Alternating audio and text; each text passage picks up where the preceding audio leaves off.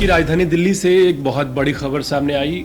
आज सुबह यानी कि बुधवार सुबह दिल्ली की मुख्यमंत्री रेखा गुप्ता की जनसुनवाई के दौरान एक शख्स ने अचानक उन पर हमला कर दिया। इस घटना से वहां अफरा तफरी मच गई। रेखा गुप्ता के सिर में चोट लगी है। हालांकि डॉक्टरों ने उनकी हालत को स्थिर बताया है। पुलिस के मुताबिक आरोपी का नाम राजेश भाई खीमजी भाई साकरिया है, जो गुजरात के राजकोट का रहने वाला है। बताया जा रहा है कि वो पेशे से ऑटो चालक है और खुद को एक पशु प्रेमी बताता है। शुरुआती जांच में ये बात सामने आई है कि उसका कोई परिजन जेल में बंद था और वो उसी को छुड़ाने की अर्जी लेकर रेखा गुप्ता के पास आया था। दस्तावेज देने के बाद उसने अचानक सीएम पर हमला कर दिया। मौके पर मौजूद पुलिस ने उसे तुरंत पकड़ लिया और गिरफ्तार कर लिया। राजेश की मां भानुबेन का कहना है कि उनका बेटा मानसिक रूप से ठीक नहीं है और वो आवारा कुत्तों से जुड़े सुप्रीम कोर्ट के फैसले से दुखी होकर राजधानी दिल्ली गया था। उनका कहना है कि उन्होंने इस बात की जानकारी नहीं थी कि बेटा सीधा मुख्यमंत्री के पास जाएगा। घटना के बाद राजनीति भी गर्मा गई है। बीजेपी नेताओं ने कहा है कि सीएम को धक्का लगा है, इससे उनका सिर टेबल से टकरा गया, जबकि चश्मदीदों का दावा है कि आरोपी ने थप्पड़ मारा है। इस पर कांग्रेस ने सवाल उठाया है कि अगर मुख्यमंत्री ही राजधानी दिल्ली में सुरक्षित नहीं है तो आम लोगों की सुरक्षा कैसे होगी।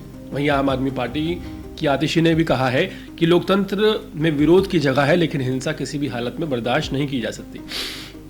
फिलहाल गुजरात पुलिस से भी संपर्क किया जा रहा है दिल्ली पुलिस के द्वारा, ताकि आरोपी की पृष्ठभूमि और वजह साफ हो सके। ये घटना पूरे दिल्ली में चर्चा का एक बड़ा मुद्दा बन गई है, खासकर उस वक्त जब पशु प्रेमियों के मुद्दों को लेकर एक बहस छिड़ी हुई है। राजधानी दिल्ली और दिल्ली एनसीआर के आसपास जितने भी आवारा कुत्ते हैं उनको लेकर एक तरफ सुप्रीम कोर्ट का बयान सामने आया था, जिसके बाद ऑर्डर दिया गया था कि सबको शेल्टर होम में डाल दिया जाए। दूसरी तरफ एक ऐसा तबका है जो इस बात का विरोध कर रहा है। वो कुत्तों को आवारा नहीं हमारा बता रहा है।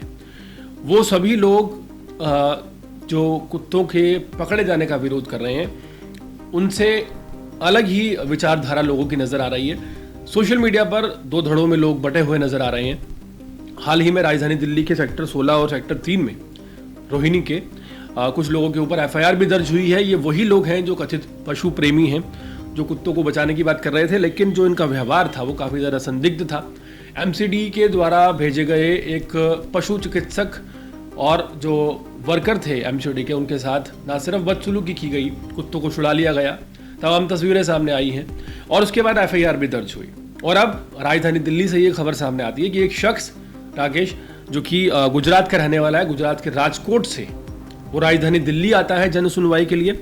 और जन सुनवाई के लिए जो डॉक्यूमेंट्स उसके हाथ में होते हैं, पहले वो डॉक्यूमेंट्स लड़ाता है, फिर चिल्लाता है और फिर उसके बाद दावा ये किया जा रहा है कि वो मुख्यमंत्री को थप्पड़ मार देता है। हालांकि बीजेपी ये दावा कर रही है कि धक्का मुक्की की गई है, जिससे उनके सिर पर चोट लगी है और सिर टेबल से टकरा गया। पूरे मामले में सच्चाई क्या है ये तो हालांकि इन्वेस्टिगेशन के बाद पता चलेगा, लेकिन अगर ये मामला सच में पशु प्रेमियों को लेकर है तो ये वाकई काफ़ी ज़्यादा सीरियस मामला है, क्योंकि एक ऐसे मुद्दे के लिए मुख्यमंत्री पर हमला हो जाना, जिस मुद्दे को ऑलरेडी कोर्ट संज्ञान ले चुकी है और कोर्ट सोच समझ कर एक फैसला दे चुकी है, एक डॉग्स के हित में फैसला दे चुकी है, और उसके बाद अगर इस तरह की घटना सामने आती है, वाकई हैरान करने वाली है।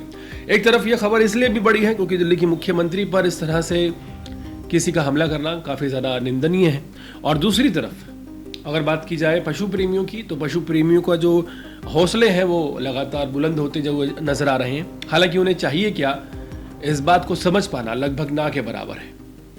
कोई भी पशु प्रेमी पशुओं से इतना प्रेम नहीं करता कि 3-4 आवारा कुत्तों को गोद ले ले, लेकिन ये ज़रूर चाहता है कि उन्हें सड़कों पर खुला छोड़ दिया जाए। सवाल ये है कि अगर कोई शख्स सांप और बिच्छू से प्यार करता है तो उसकी मांग क्या होगी, कि सांप और बिच्छू को सुरक्षित रखा जाए, या वो सांप और बिच्छू के लिए कुछ डोनेशन दे, उनके वेलफेयर के लिए काम करे, उन्हें कहीं सुरक्षित जगह पर रखवाए, या फिर वो इस बात की डिमांड कर देगा कि मैं तो ये चाहता हूं कि गली गली में सांप और बिच्छू खुले छोड़ दिए जाएं, ये उनकी आज़ादी है, इसे नहीं छीनना चाहिए। पूरे मामले को किस तरह से समझते हैं कमेंट सेक्शन में ज़रूर बताएं, और इसी तरह के अपडेट्स रहने के लिए देखते रहें अर्पण न्यूज़। बहुत बहुत शुक्रिया।